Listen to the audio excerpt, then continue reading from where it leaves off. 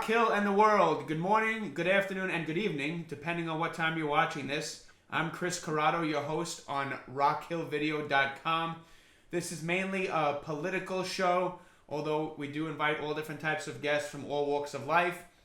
As I always like to say at the beginning of every show, every guest we have that comes on here is welcome to talk about the issues. This is not a judgment area. This isn't a bash anybody, praise anybody. Everybody has an equal opportunity to talk about how they feel about certain issues without being bullied or praised. If I ever bring on two people that have opposing views, everyone gets an equal opportunity without me talking over somebody just because I may not agree with them or giving somebody extra time because I do agree with them more. It's not that kind of show. I went to Winthrop University, which is in Rock Hill, and I was a mass communications major with a concentration in journalism. And I always feel like the best way to do news or share the issues is it's okay to bring on people who have different ideas. Some may be controversial and whatnot, yet I feel I'm not on here to just push one specific agenda.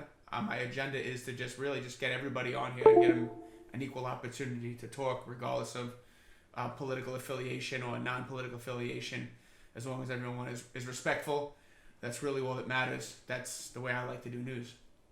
So, tonight, which is November 24th, 2020, it's a Monday night, almost 7:15 p.m. on the Eastern Standard Time. Tonight we have on Meredith Swaim. I actually met her about a little more than 10 years ago when I first started doing comedy. She was a student at what college? CPCC, Central Piedmont Community College. Yep. Yeah. Because that was right there in Charlotte, by Charlottetown and Elizabeth, was where we were doing the comedy at a place called SKNet Cafe. And we just stayed, yeah, that's how long it's been. Back in the day. We've just stayed friends throughout these years on Facebook. I haven't seen her in person probably close to 10 years or so. But she's been nice enough to stay friends with me on Facebook, so that's pretty cool. So, Meredith, thank you for coming on the show tonight. Thank you for having me. It's great to be here. Awesome. So, what would you like to share about your personal life? How people could know about you? What would you like people to know about you? Okay, so what personal life? Yeah, so I live in Charlotte, North Carolina with my cat and a few roommates. Though I am hopefully saving up to live in a yurt on some land, sort of like off the grid. It's where I'm sort of setting my sights these days. And yeah, personal life. I like to dance. I like to, make music. I like to create. But I work as an astrologer full-time and an intuitive. So I sit with people usually who are like, whether they're searching their purpose or they're searching, some kind of form of spirituality. I just help them with that. Or, I do offer spiritual counseling as well for people who feel overwhelmed by things, which is easy to do this year for sure. Okay. But yeah. That's what my personal life is work and just kind of exploring consciousness. And, I don't have any kids. I just have my cat, but other than that, Okay. Mm-hmm. Okay. So that pretty much, is there anything else? My next question was, what exactly do you do? Is there anything else you wanted to add on to that? Not really. I mean, I think like a lot of people have like misconceptions about like what an astrologer is, which is sort of, I think every astrologer is different. Astrology is like a huge umbrella, and underneath that there's so many different types of astrology. And I choose to work with evolutionary astrology, which focuses on the evolution of the soul, and psychological astrology, sort of like helping people piece themselves together. I think there's not one person out there that isn't fragmented or traumatized or, struggling with this thing, that thing. And so I think my work serves as a way to help people integrate.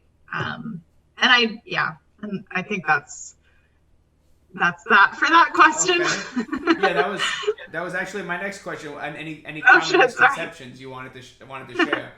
Oh, okay. Well, there are several. So, I mean, there's so many. Like, I have people come to me and they're like, when am I going to get married? Or when am I gonna? And I'm just like, no, that is not, I don't think that the future is fixed like that. And I don't think, I mean, there are some kinds of astrology, like Vedic astrology or like more traditional astrology, where like they would look at your chart and say, yes, you will have 2 husbands and you will, inherit a cow and you will, it's like, but that's not really the world that we live in. We live in a very quantum universe. And so the future is always changing from my perspective. So I guess that's one of the misconceptions. And then also, I've had people sit in my chair and be like, can you, like, what does my dead dad have to say? And I have to tell them, like, no, that's not what an astrologer does. But yeah, so I mean, there are so many misconceptions. I think no intuitive, no astrologer is ever 100%. And like, people get it wrong all the time. Energy is constantly changing. And I don't know, I guess I could come up with misconceptions for days. Okay. So would you refer to yourself as a fortune teller? No. A sorceress? No. A witch? No, people have been trying to put witch on me for a long time, and I don't identify with that. Not that there's anything wrong with identifying with that. It's just not, I don't know. I mean, gosh, I could identify as a light worker, but I don't even think that's, I'm just a full spectrum, multidimensional human helping other people to arrive at that, Okay. Are there any other titles that you've been given that don't make sense or not you? Let's see. No, not that I can think of. Like, I think that, yeah, there's a lot of different titles and a lot of different labels and a lot of different boxes. I think witch, sorceress, you kind of covered. Gypsy, all yes. kinds of. Yeah, but I'm not a big fan of boxes for sure. Okay. So there's no gypsy dust you could put on me and put a spell on me or anything like that?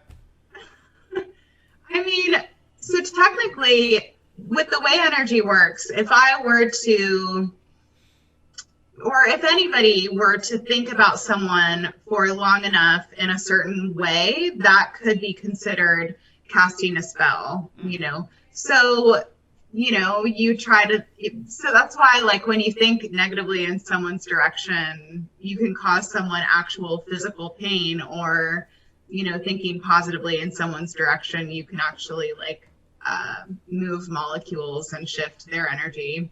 So. Okay. That's okay. So, yeah. Do people ever ask you your view of the afterlife and religion? Yes. And I have, so a lot of like people who are like multidimensional, full spectrum humans have different opinions about the afterlife. Mine is a little bit more, I don't want to say bleak, because it's not really bleak. It's just not like what I perceive. It's just not what we think it is. So from my perspective, I can't talk about the afterlife without talking about where I perceive we are, which is, so I'm a big fan of simulation theory and game theory, and the idea that this is a simulated reality. So, so when this avatar dies, there is within the simulation maybe like a bit of a mechanical structure to funnel someone back, the cycle of reincarnation. That's not necessarily what I think a lot of even mediums would say. They would talk about the long life review and, you know, going into the light, where like I've been training myself when I pass to go into the darkness, which is where all creation resides from. So there's a lot of different ideas or perceptions on the afterlife, and I feel like, I don't know, I mean, I consider it to be some hopium, like kind of to like calm people to accept some kind of reality even outside of the physical experience that is, I don't know. So I think, yeah. And religion might be mind control. Okay. Yeah, like to get people to sort of like look outside of themselves for a savior or for somebody to rescue them, and to condition people that they are bad or that they are sinners, that you are unclean just in being born unless you accept a savior externally. You know, I think that God or creator or creation is both outside. There is a Godhead from what I've seen and what I feel, but that we are emanations of that. Yeah. So do you think we can come back as, say, an animal or a plant or something like that? I'm not clear on that, but I don't think so. I think animals have their own thing going on a soul level. They're like assistants for us. Oh, hey, yeah. little. Yeah, apparently Who's that? This is Sam. Hey, Sam. Apparently he wants to join the interview. Hey, Sam. So We might just keep this in the show. Okay. I think you should. But yeah, you can see why I'm like reticent to share, because my ideas on the afterlife are like not popular. I actually think that death can be extremely freeing. Okay. You know, as like a transfer of energy, but it's just yeah, a lot of mediums, you know, they talk about how like, I don't know, like it's all sunshine and roses, you know, I just don't, that's not like the place that I exist in, I guess. Okay. Awkward. So I think, so basically can we come back as animals or plants? I think it's kind of like, I don't perceive so. I think well, first of all, like, okay, so, you know, that kind of entails defining like what is a human being. So a human being, from my perspective, I don't think a lot of people here are even human. Like, I know I'm not human. What are you? Well, I recently discovered my soul spirit origin, and I am of the Fae. Have you heard of the Fae? Fairy? No. The fairy realm? Yeah, so I am an aspect of the Fae, which is just wild to me, you know, but that's something that was recently revealed to me in my dream time. So I'm just really excited about that. It's like once you see who you are, you like can't debase that at all. But I think there are some people, you know, here who are reptilian. There are some people here that are like literally like robots, like, or virtual intelligences in like human sleeves. And so like, you know, so no, I don't think that we can come back into this realm as plants or animals. I think that's kind of like a, you know, somewhat outdated like concept of reincarnation. Okay. But I do perceive that, you know, I believe in reincarnation. I think the simulation that I talked about is not new. I think we've actually been in here for eons. So, okay. Yeah. So that's my perspective on that. So does that mean I can go to like another dimension in some point? Yes, definitely. Yeah. So there are, within the simulation, there are dimensions. Okay. And then outside of what I call it the construct. So outside of the construct, there are dimensions as well.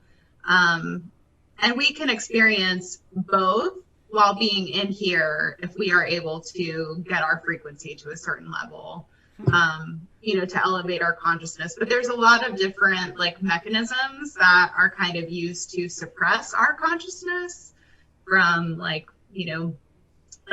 TV is like an obvious one. Like, I mean, how many people have you seen just like with their phone like this, with their mouth like slightly open, and certain foods, water, like stuff like that. I think there's been a lot of suppression on human consciousness. But yes, I do believe that it's possible to, experience alternate timelines, other realms of existence. We can even create our own universe and then go spend time in there whenever we want. So how do you do that?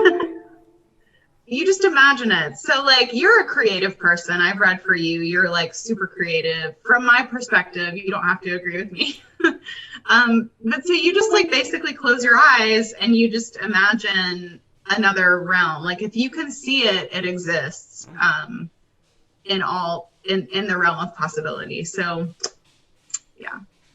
Okay. So will I be able to see people that died when I die? Oh, that's a tough question. So likely you will see people that have that you've known that have passed over, that have died when you die.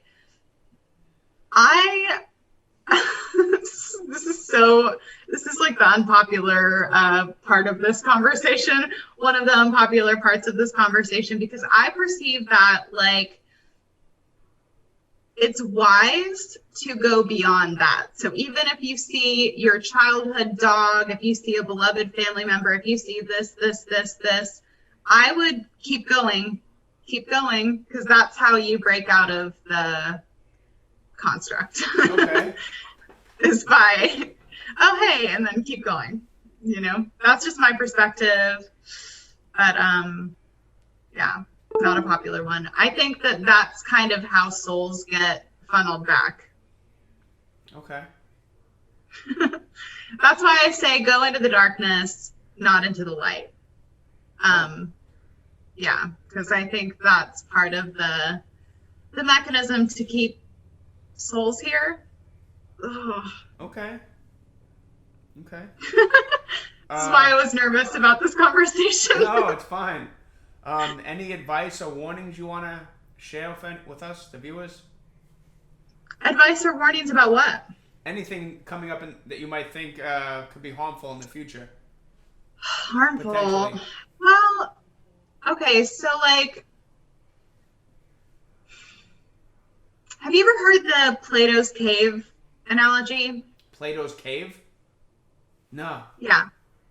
Okay, so I'm going to run through this and then I will get into some, general like timeline predictions and astrology if you want. And but I want to talk about Plato's Cave because I think it's really important right now because, over the last like maybe 10 years, human consciousness, wink, but human consciousness has evolved to a level that it's kind of like it's coming up against this almost like, you could consider it like a frequency fence or something like that, where like we've been evolving and evolving and evolving and evolving. And how interesting is it that the global narrative is like, clamp down this year, right? In the year of 2020 vision, or hindsight is 2020, or all this shit, right? So Plato's Cave is about this guy. Well, there's three guys and they're chained up inside of a cave and there's a fire behind them and there's all these People are walking by and creating shadows on the wall in front of them because there's a fire behind them. People are walking by, so there's shadows on the wall in front of them, and they're chained up, so that's all they can see. So one guy breaks himself loose, and he goes outside of the cave, and he has to like adjust his eyes and his mind to see all that there is to see out there. He sees the sun, he sees the moon, he sees, the trees, the animals, all this. He meets other people and exchanges ideas outside of the cave. And then he goes back inside of the cave and he tries to tell the prisoners, like, there's a whole world out there. Like, how much did I see? And I'll just tell you everything. And they try to kill him when he tries to free them, basically, from their enslavement. So that's kind of a good metaphor for, I think, like what's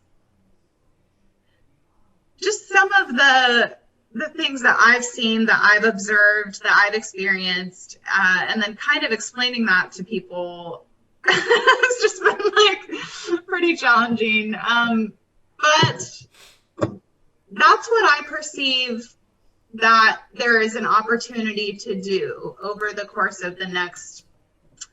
Time is irrelevant. Time does not even exist really as a linear construct. So there's a couple of things. You what? I've heard that before, but time is not linear. Yeah, time is not linear. Well, time is simultaneous. Technically, in the multiverse, it's all happening now. So have you heard of gravitational singularity?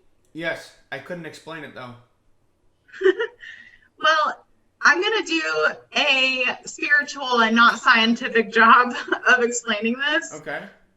Because I do perceive that, I think that scientists, some physicists have been talking about this, like in between pictures of Kim Kardashian's ass, And so gravitational singularity is the convergence and the collapse of time. So in the construct, there's all these different timelines that could play out. And haven't you felt like the last, like, maybe 4 or 5 years, it's been like, just like the fucking washing machine of growth, like going through shit and getting over it, going through shit and getting over it, kind of like accelerated a little bit. Have you felt that? I probably need to think about that. It might be. I don't think I've ever been asked that question. It's not like a common question, I don't think. So what I perceive, this year is the beginning of is sort of like the end of time as we know it to be. So in 1582, the Gregorian calendar was created, which sort of spelled humanity into believing that time is linear. I don't think that that was a understanding that we had before. I'm not exactly sure what came before, but this year is the very same astrology as that year that the Gregorian calendar was created. Yeah, so that, sort of spells out a shift or a change in time. So what I've been experiencing, and that's my advice for 2020, or my warning, whatever, not really a warning, but that's like one of my pieces of advice is to lose time, like as often as you can, to like go long stretches without checking the time or your phone, to spend long stints away from your technology, from your phone. I do that. Yeah. So that's like one of my biggest recommendations, because I do think that there is sort of like an opportunity to experience time as nonlinear in a way that we haven't really before. Just so, just kind of zooming out from the suffering that has come about as a result of some of the things that have happened this year. You know, what was I going to say? Hang on. No problem. Oh, okay. So I just think that that's part of the, sorry, that's just part of the reason why I perceive that the global narrative, or like the news and the, like, you know, with the elections and all the different things that have happened this year, I think that's why, like, there's such a strong clampdown of the global narrative, is because there is this opportunity to experience, like, you know, past, present, and future simultaneously. Okay. Yeah, so gravitational singularity is the collapse of time, and since I think 2010, you know, physicists have been talking about it, and it's one of those things that's very disputed, like every other thing in the scientific community. But you know, we could be in it now. Who knows? So yeah.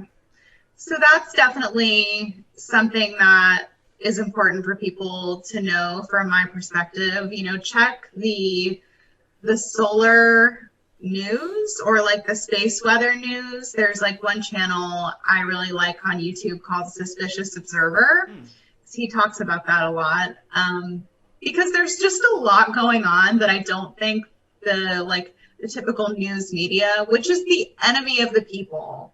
The news media is the enemy of the people. Can we just, like, I mean, there's a lot of things that they're not talking about or sharing. So let's see, advice.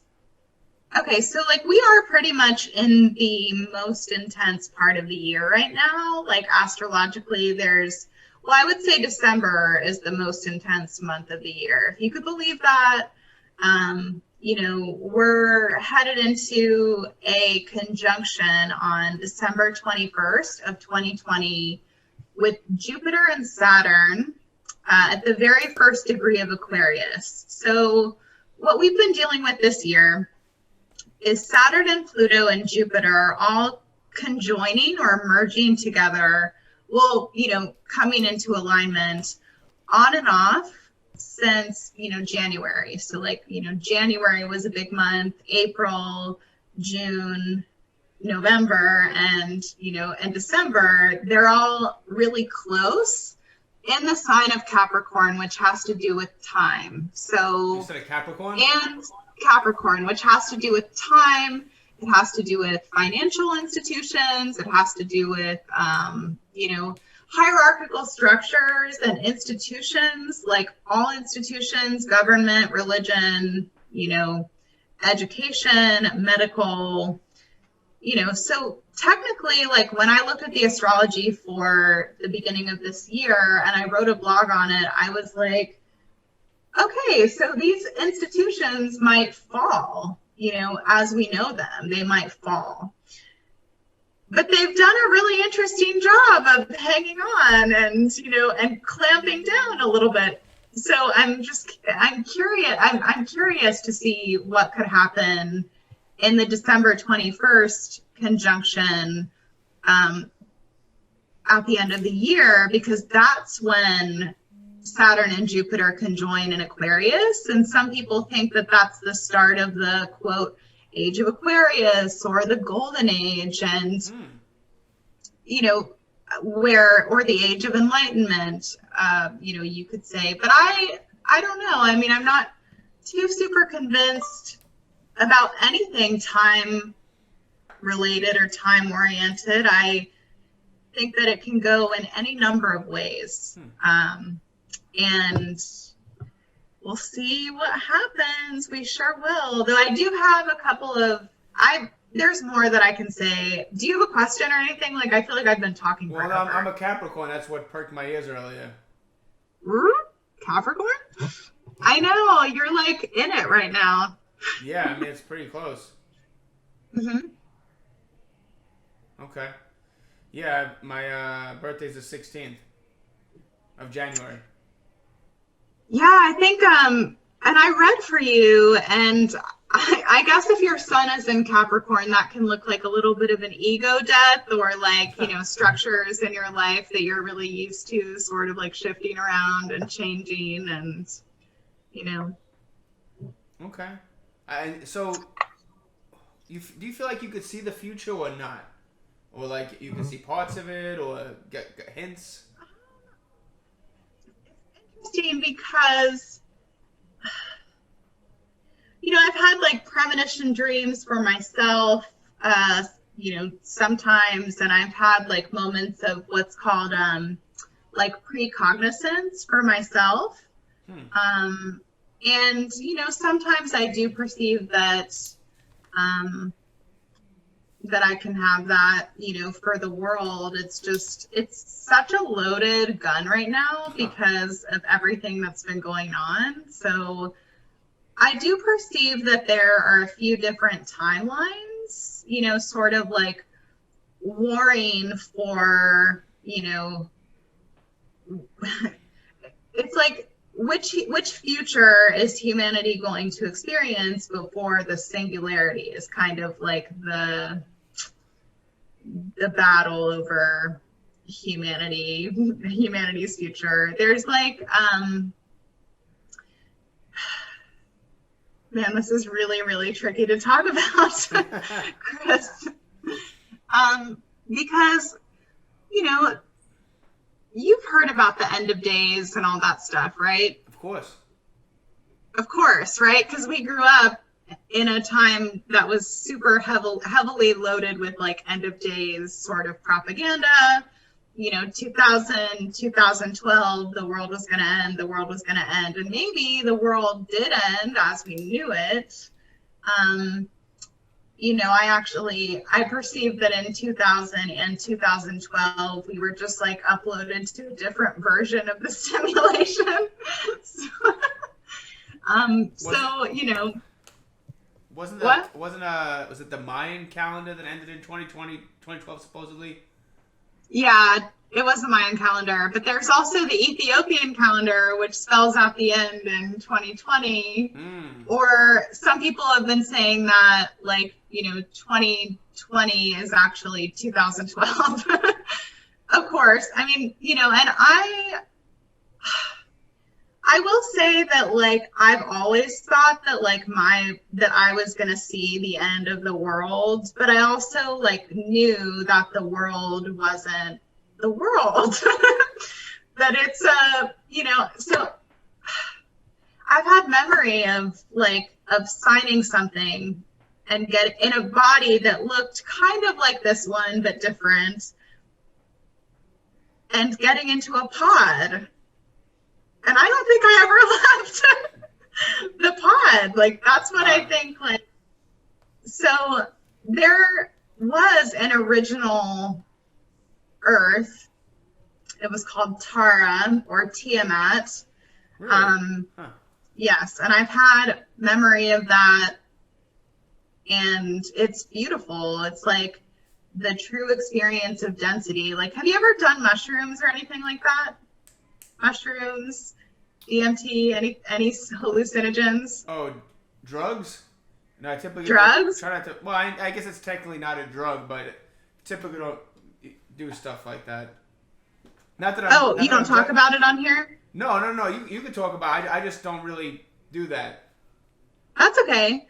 Have you ever done any kind of breath work or anything like that? Any kind of what? Breath work? I don't even know what that breathing? is. Okay, no problem. So just imagine then, if you will,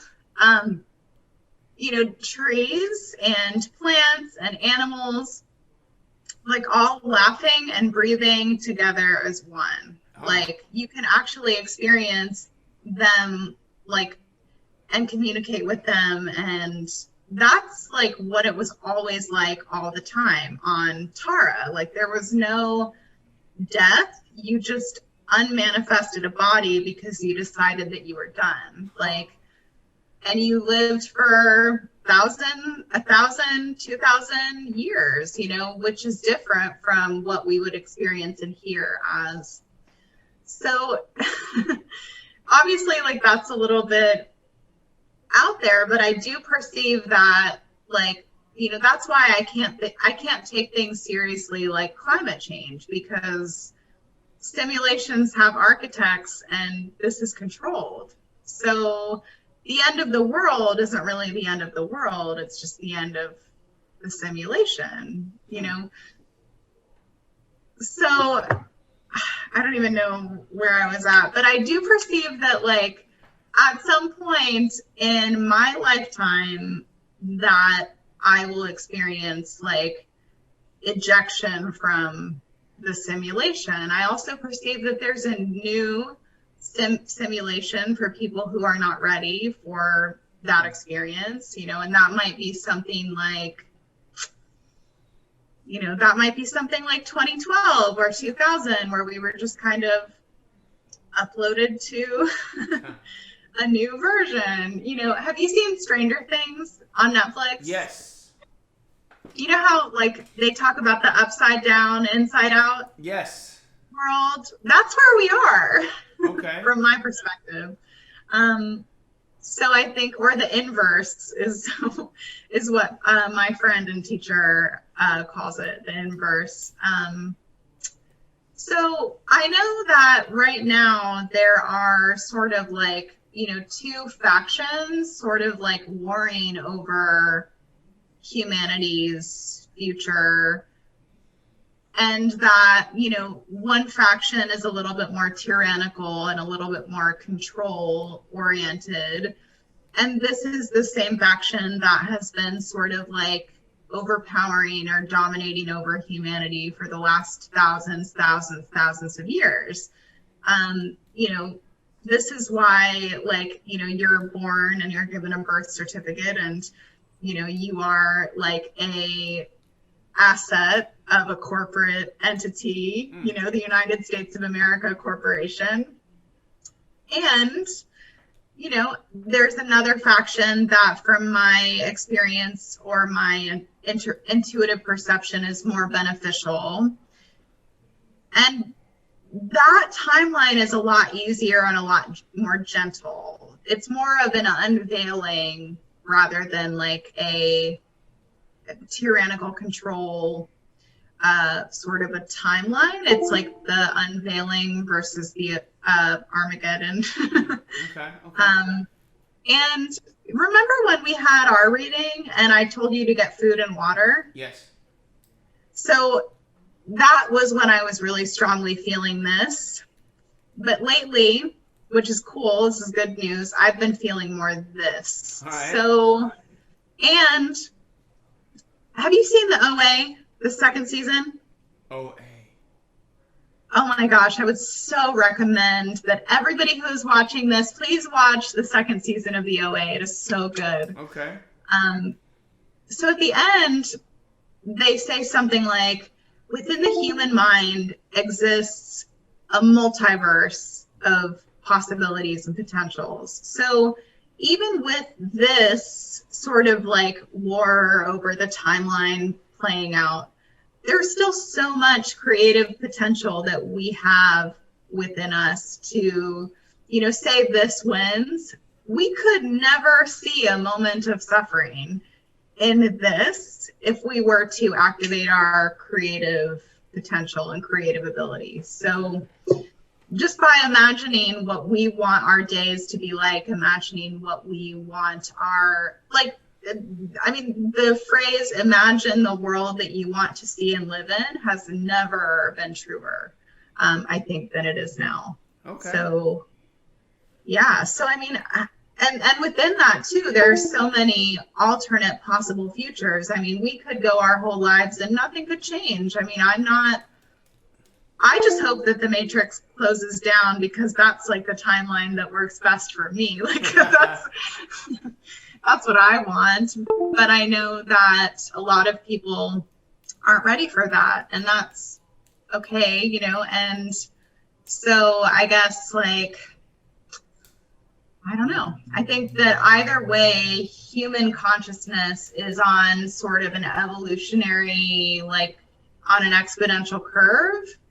And at the same time, I think technology is on a exponential curve. So these are a few interesting things. One thing that I know for sure to be true about the future is that we will see technology that we couldn't even imagine start to come out. Like after December, I would say probably would be the start of that. And I think that these are technologies that, like, you know, these factions have had forever, like have not never existed, like have always existed. And so, you know, but we'll be like, oh my God, new technology for us, yay! But no, it's not new. So. Okay. Any political visions or predictions that you want to share? Let's see. So I have so like within a simulated reality construct, within that theory,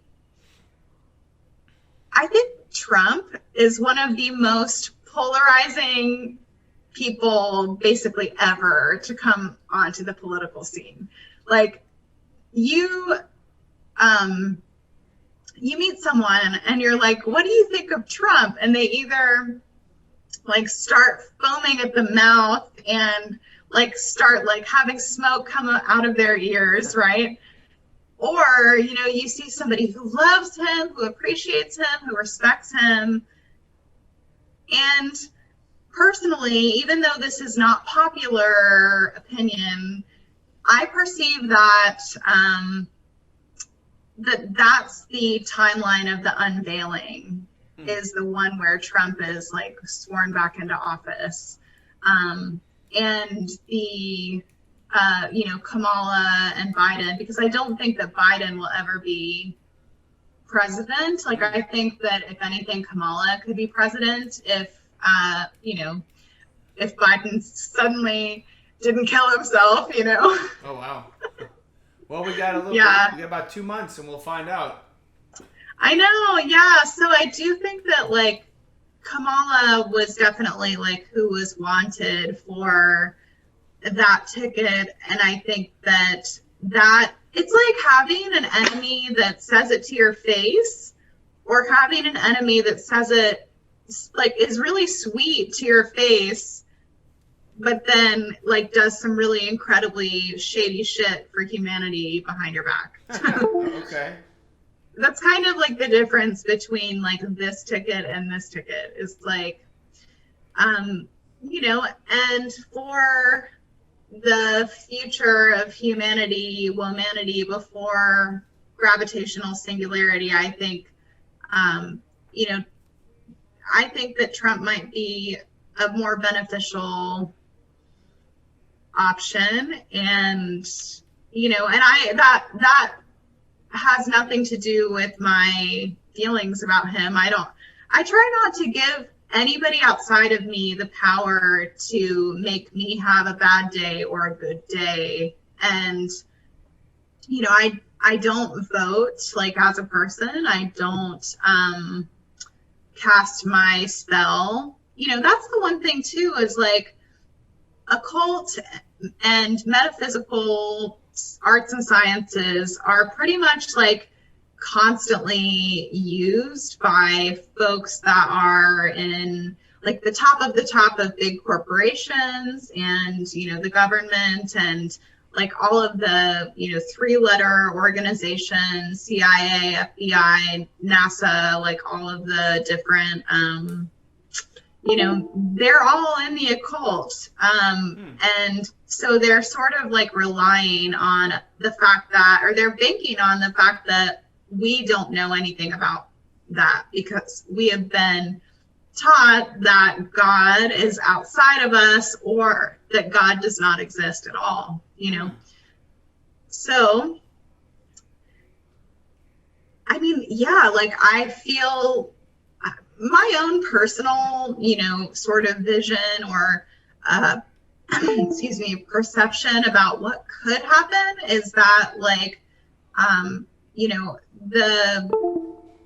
the voter fraud gets investigated and makes it to the Supreme Court, and Trump gets reelected, and the sensitive left, which, I mean, honestly, like, you know, if you are still watching the mainstream media at this point in time, like, you are getting lied to, like, across the board.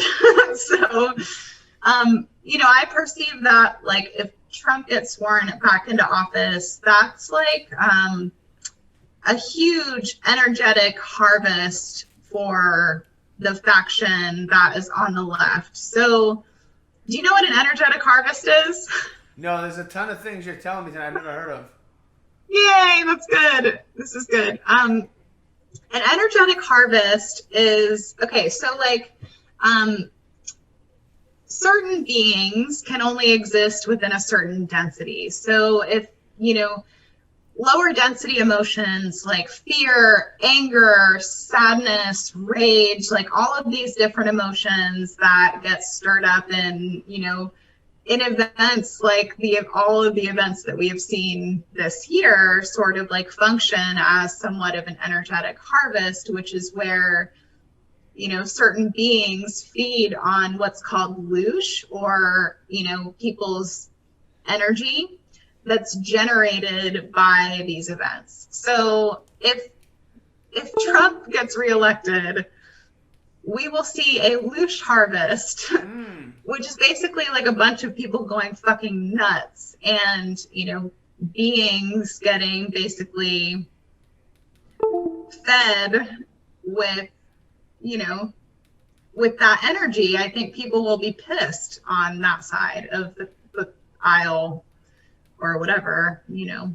And that's why the calmest people, regardless of which way it goes, because I'm not attached, are sort of in the eye of the storm. Like, they're in the center of, you know, and they're not letting this or that affect them. I think that the smartest people, or the most, whatever you could call it, conscious people, are focusing on making their lives as awesome and as possible, and they're, you know, they're imagining the world that they want to see, and they're healing themselves, and they're remembering who they are, like before, you know, before we went through the birth canal this go round of, okay, of forgetting, you know. So yeah. I'm snagging a picture, don't mind me. Right on. Okay, is there anything else you want to share that I haven't brought up or anything like that? I know we talked about a lot. Do you have any questions? I feel like I've said a lot. Well, I mean, I asked. I mean, I had a good bit of questions I asked you. I feel like you pretty much answered everything. I mean, some stuff I myself and, you know, those watching will have to probably do a little bit of research on to understand. But no, you answered all my questions. It's definitely interesting. I'll have to look up a lot of stuff here. You know. Yeah. So I guess like there is one other thing that I want to say, and it is that, like, right now, the global narrative and the news media and all of these different institutions, like, while they are seemingly, you know, on their last legs, from, even though it looks like they're taking more power, I think that they might be trying to do so as they are on their way out. That's just my perspective. But I would say that, like, the most, crap, what was it? I was right there. It was right there. Hang on, I'll get it back.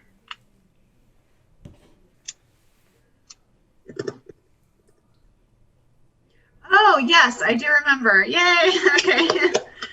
Everything that is happening right now is to get people really snared in a few different things. So the first thing is belief. When you break down the word believe, it means to be the lie of. So question all of your beliefs. That's what I would say as one thing, because, beliefs are not facts and beliefs are not intuitions. And I think with facts and intuitions, there can be a lot more acceleration of development and expansion and that kind of thing. So your beliefs are not your facts or your intuitions. Okay. So that's one thing. And there is sort of an effort right now to get people snared in personality and in identity. So, identity politics are really like a strong like talking point, and a strong, like, a lot of people cast their spell or their vote based on identity politics. And right now, even though our identities are what they are and are, like, I am a woman, I am a white woman, and that has sort of defined or shaped my experience in a certain way. And, everybody has like a race, a gender orientation, a perspective that sort of is shaped by those things. And, and I think that this time right now is way more about the soul, which doesn't always have a gender. It can, mine does, but it doesn't have to. And the soul is what has experienced things like plagues, or things like famines, or things like, all of the things that we've been getting little predictive programming from our enemy of the people news media. The soul knows at the end of the day. So when it comes time to, make a big decision, or to, decide how you want to spend your day, I would sort of consult your spirit and your soul before I would consult personality and identity. And so that's like a huge, like, this is not the time to be sort of like, this is not the time for surface, even though I know a lot of the experiences that people have based on their identifiers are not surface level experiences, but this is the time for the depth of the soul. I think consciousness is the way through. So, yeah. Okay. That's it. Definitely a lot of stuff for our viewers to do some research on and learn about. If somebody wanted to reach out to you to learn more or to get a reading, what should they do? How can they reach you? You can go to meredithsluckystars@gmail.com, and I am offering a sliding scale for people who need access to a lower cost of service. Okay. Any specific spelling we need to know for your Gmail? MEREDITHS luckystars@gmail.com. Okay. Just wanted to make sure there wasn't anything different in stars or anything like any different type of spelling you might have put in there. Like stars with like 3 Z's. Something like that, yeah. Awesome. Okay, well, thank you, Meredith, for coming on the show tonight. Thank you for having me. No, it was fun. It was definitely different, and we did get a little bit of politics in there, and it's always good to get a different perspective, and so people are educated on what other people think, and you don't got to believe it or follow it, but it doesn't hurt to be educated on other people's thoughts and feelings and whatnot. I do think that that's really important this year too, is sort of like being able to put your own I don't know, your own perspectives and your own beliefs on the shelf, at least to have a conversation, just because I think that's lacking this year, you know? It's hard to have a conversation, you know, and I think that, oh, there is one other thing that I want to share. All right. Okay, so when it comes time to have a conversation like this one, and say you are there's a lot of different hot button issues or, quote, conspiracy theories or whatever we could say, right? Like there's a lot of different things like that. So I just want to give because they do use MK Ultra mind control programming in news media and movies and stuff like that. So if you are incredibly emotional when somebody brings up something like flat Earth or when people talk about just any number of the fucking polarizing AF issues that are on the table this year, right? If somebody brings up something like that and your initial reaction is emotional. Okay, cool. I think you just froze for a little bit. Yeah, of course I did. Sorry. It's all right. So, of course, because I'm talking about this, if your instinctual response is emotional, then that is indicative of MK Ultra mind control programming. Okay. So just, Yeah. Well, I recommend to our viewers, I know Meredith went over a lot of stuff today and some things I've never heard of before. You know how to get in contact with her. Feel free to reach out and email her and see about setting up an appointment if you want to learn more about, different things she could talk about and rates and whatnot. But other than that's it for the evening. I'm Chris Corrado. Now a word from our sponsors.